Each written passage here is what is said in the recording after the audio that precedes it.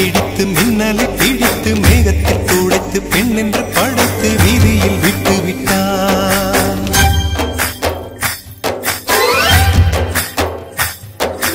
இப்படி இன்னொரு பெண்மையை படைக்க தன்னிடம் கற்பனை தீர்ந்ததை எண்ணித்தான் பிரம்மனும் மூர்ச்சையுற்றான்.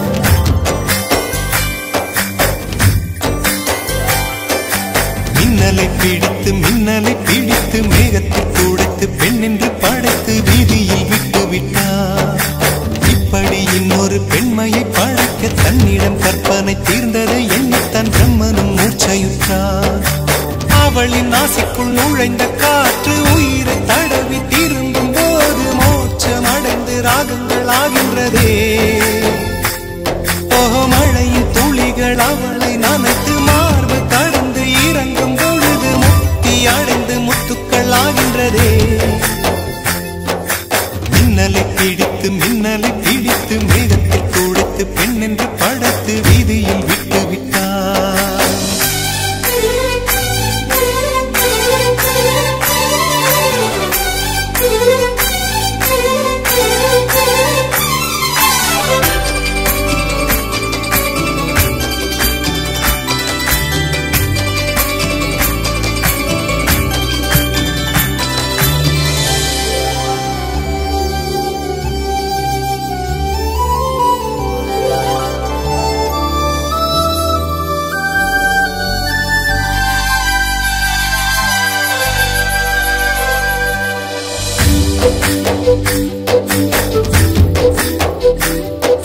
நிலவின் ஒளியை பிடித்து பாலில் நனைத்து கன்னங்கள் செய்து விட்டார்.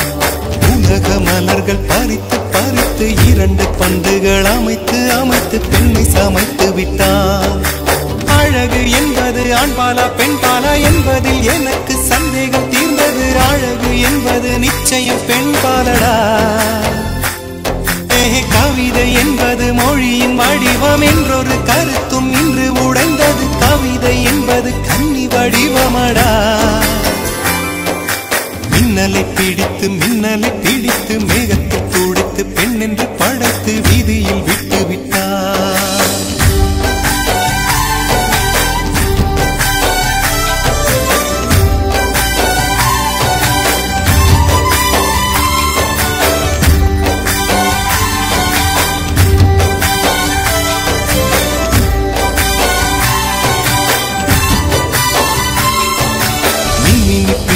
மின்மினி பிடித்து கண்களில் பதித்து கண்மணி கண் பறித்தாள்.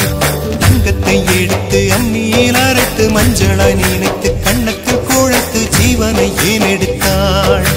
காவித்துறவிக்கும் ஆசை வளர்ப்பவள், அருகம் புல்லுக்கும் ஆண்மை கொடுப்பவள், பெண்களின் நெஞ்சுக்கும் பித்தம் கொடுப்பவளே.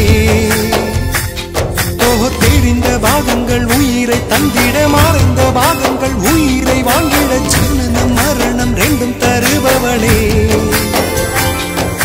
மின்னலை பிடித்து மேகத்தில் துடைத்து பெண் என்று